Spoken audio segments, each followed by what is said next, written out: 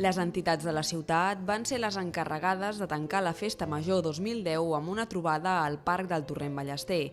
En aquesta ocasió, les entitats participants van ser la Casa d'Aragón, el Centro Cultural y Recreativo Sierra Norte, el Centro Cultural Raíces de Andalucía i la Penya Bética.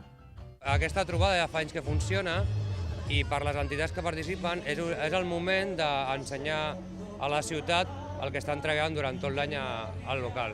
Aquesta tradicional festa de les cases regionals és una activitat amb una gran capacitat de convocatòria.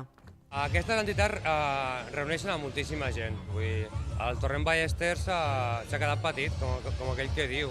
Poden haver 3.000 persones ara mateix. Pensa també que és un acte local i que a tothom li agrada veure el seu fill, a la seva neta, ballant o actuant.